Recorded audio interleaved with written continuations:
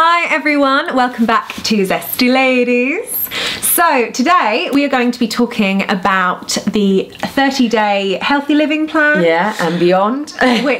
which Palma has embarked on. So to start with, yes, what is it all about? What is this 30-day living plan? So it's part of the Arbonne, the company I work for, the social marketing company, and it is about really thinking about using good products for your skin. So anything you're putting on your face, makeup, cleansers, anything like that, body wash, but also you've got to think about what's going on internally. Right. And so it's about really kind of working the two together, and thinking about, and stress. You know, thinking, are you ever stressed in your life? Do you have a breakout of spots? Do you have, some people get acne here for no reason at different points in their life. And usually it's something to do with what's happening inside you. And that could be, people are, you know, irritated to wheat, lactose intolerant, cheese.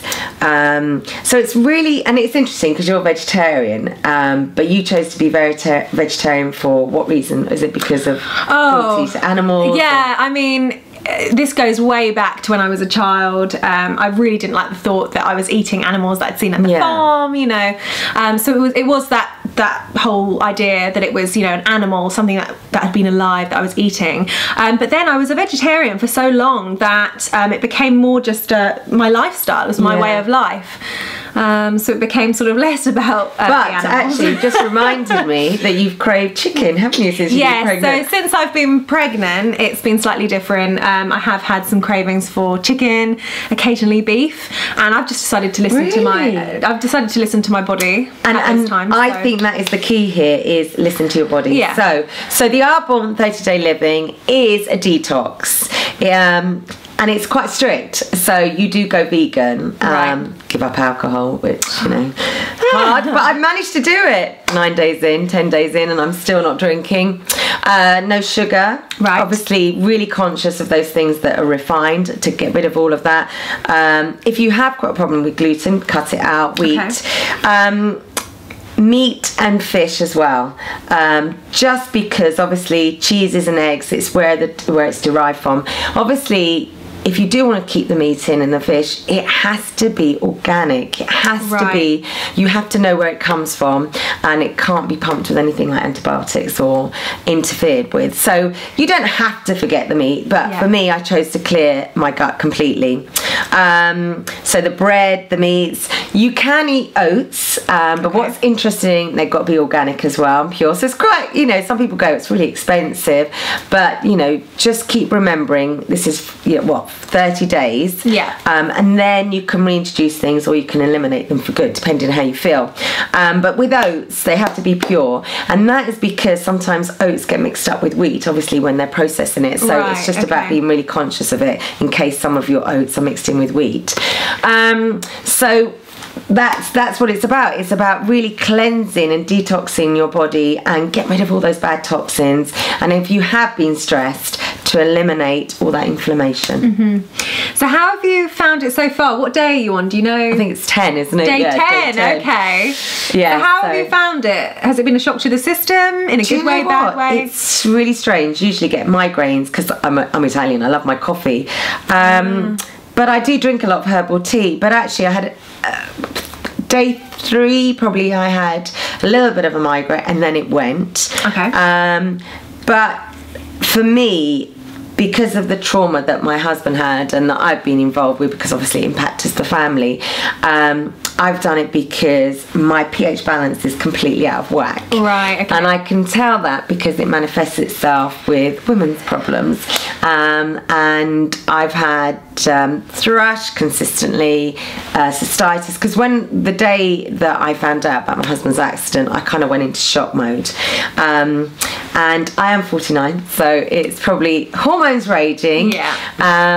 And also then, probably within a year of the accident, in amongst the trauma, I did go and see a gynecologist, and I can't pronounce this, it's really bad, but it's something like lichen sclerosis, something like that, and it is kind of in more women than they realise, and you usually get it at puberty, young girls, or kind of menopausal time, and it's just like a skin little autoimmune disease. Right. Mine's really early stages, and the only thing you can do, because it's about itchiness, and it's about some people get so painful they can't have sex. Oh, that hasn't happened, but obviously I've had the irritation, and I just kind of I'm really into my science of products and my ingredients and what I put into my skin, and it was really to see, do those prebiotics and those probiotics make any difference in your gut? Yes. So I thought, well, this is the most important area. Candida, irritable bowel. Have you ever had anything like that, irritable bowel syndrome? Yes, yeah, definitely. I've definitely experienced bloating in the evenings, triggered by certain food. So what would they be? Would they be like wheat or? No, sometimes, not always, spicy food. Oh, really? Sometimes caffeine. Yeah, not always though. Yeah. So I think I've probably got quite a mild form of IBS. Yeah. But they say that IBS is extremely common, more so in women than men. Yeah. And that it can be brought on either by stress or it's just genetic. Exactly, and the thing that what is really important is all these things are inflammation. So an inflammation, if you let it go too bad, obviously the worst thing you could ever get is obviously cancer. So inflammation is about keeping your body at a really good place, and pH balance, and actually down below is the most acidic place. So it's kind of the pH balance, and that's why I'm doing the water and lemon, because it counteracts it, makes it more alkaline. And that's why people like Victoria Beckham do the alkaline diet. So it's all about these things and how they affect you internally. But it can come out in IBS, Crohn's disease, mental health problems. Yeah. Unbelievable how your diet can affect that. Taking the pill, you know, that really kind of takes all the balance out of your system. Of course, yeah. So it's just a case of thinking, right, I need, and do you know what the difference between prebiotics and probiotics is? No, I don't. Okay, so probiotics, everyone's really aware of them, because you know those Yakults? That's a really good plug for I've got some in the fridge. And it eats the bad bacteria. Prebiotics, we don't want to kill them off, because you need some of those bacteria inside you. Okay. So they work in together, and it's quite hard to find kind of tablets to take that are prebiotics. You tend to find probiotics. So you have to really be conscious of food that you're eating to get those prebiotics. So that these two work together, and that's why the kale and the greens are really good for you.